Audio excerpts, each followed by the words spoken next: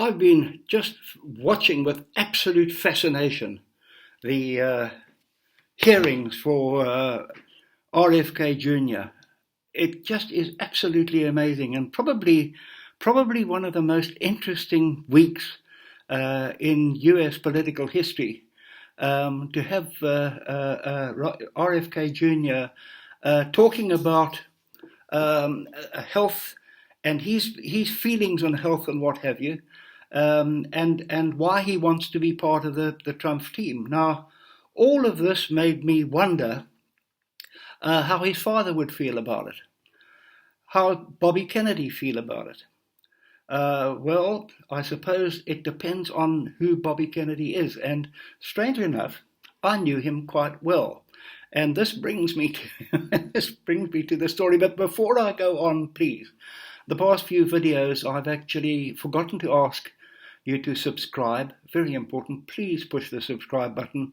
It does an old guy like me a lot of good, and really maybe the more people who subscribe will convince me to carry on doing these things if you want me to carry on doing them. Anyway, Bobby Kennedy, I spent a week with him. This is way back in 1966.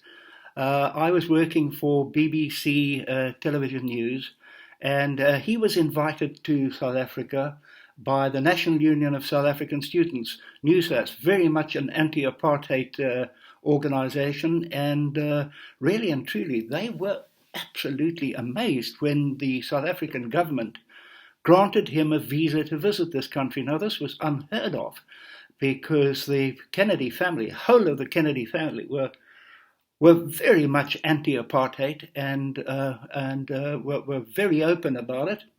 And so nobody expected the South African government to actually let Senator Bobby Kennedy in. Anyway, in he came, and here's a picture of him in Johannesburg, talking to a crowd from the top of the car, and he did a lot of that. And his wife Ethel came with him, and it really was an amazing tour. Now, the reason I got to know him was that the NUSAS people got hold of us and they said, look, we haven't got any money. We didn't realize that this guy was actually going to be allowed into the country. So could you guys help? By you guys, he meant the Foreign Correspondents Association. So we all got together, and the lot fell to me to organize this, and we organized to get a plane, which we did. It was a Viscount, South African Airways Viscount, called the Rietbok. And there's all sorts of stories involved in that as well, because when we were flying down from Johannesburg to Cape Town, I went into the cockpit to ask the pilots, when in fact we were going to arrive. And I had a look on the dashboard, and on the dashboard of the plane was, the normal South African Airways call sign, riveted on. But above that was another call sign I didn't recognize. And I was just doing my private pilot's license then at that time, and I thought, well, it was interesting. So I said to the captain, what's that all about? And he said, well, it's quite interesting that this aircraft was bought by South African Airways from a broker in Belgium, and the broker in Belgium bought it from Cuba, and that this Viscount, the Rietbok, was in fact Fidel Castro's private aircraft. So I wandered back into the down and sat next to Bobby Kennedy and said to him, look, I've got good news and bad news. I mean, the good news is we will arrive in Cape Town on time. And the bad news is this plane used to belong to Fidel Castro. And I don't know whether he wanted to laugh or cry. I think maybe he just did both all at the same time.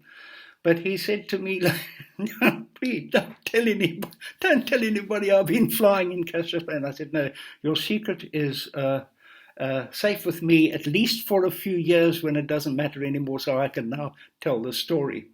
But anyway, we landed in Cape Town, and that is where Bobby Kennedy made one of the most incredible speeches of his entire political career. And if you want to listen to it, I suggest Google, Senator Bobby Kennedy, University of Cape Town speech, June the 6th, 1966. And it really was extraordinary. Anyway, just to carry on, the really weird part of this whole trip was that we then flew on to Durban from Cape Town up the South African south and east coast.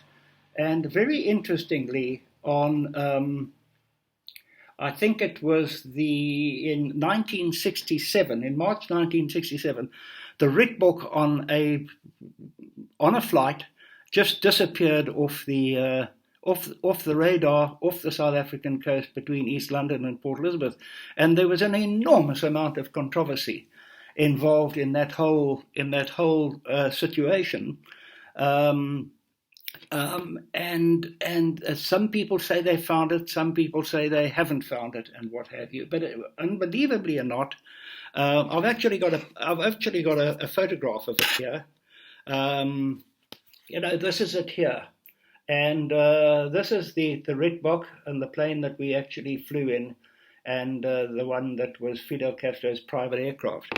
But anyway, Bobby Kennedy, obviously, on June the 6th, 1966, was with us in Cape Town. On June the 6th, 1968, he actually was assassinated exactly 2 years later.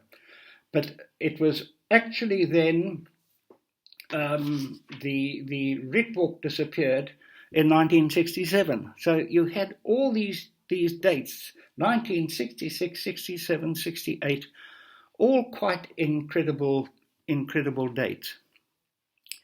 But Bobby Kennedy himself, this gets back to my original question. What would he have thought of his son now, joining the Trump camp and giving some very controversial, sometimes inexplicable statements to the hearings?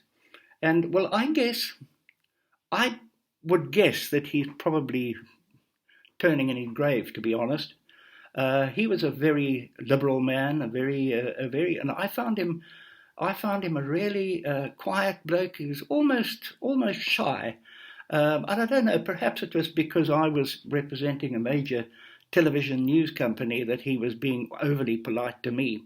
But I found him a really wonderful person that just reeked integrity. And interestingly enough, a little sidebar to this is when we were in Cape Town, I had been running around organising my camera crews to be at the right places at the right time. And one morning at breakfast, we were staying in, well, I was actually, to take it back a little bit, I was staying at the Mount Nelson Hotel, which is a 5-star hotel in Cape Town, and running out in the evening, I'd forgotten something, and I just stopped in the revolving door, and it hit my finger on the fingernail. I don't know how sore that is. And that whole evening was in absolute agony. The hotel, unfortunately, had no aspirins or anything that they could help me with. And I tried, when you try and sleep on your arm to make it go to sleep, didn't happen.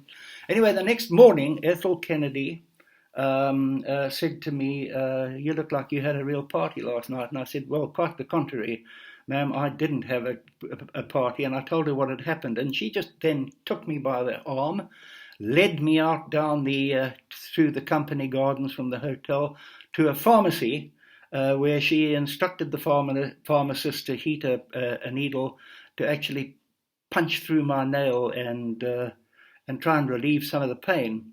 And I often wonder if that pharmacist actually was aware of who this woman was, who was giving him, she was really telling him what to do and how to do it. And I must say that a little bit later, walking back, she said to me, "Is there anything else you can do?" And I said, "Yeah, if ever I have a daughter, would you mind being her godmother?" And she said, "Yeah, sure." And well, I can't remember whether I actually, when my daughter was born all those years later, I don't remember whether I actually got in touch with with her to ask. And but anyway, that is the story of Bobby Kennedy. A nice guy. I really liked him a lot. And once again, please, if you think it's worth it, please push the subscribe button. Thank you so much.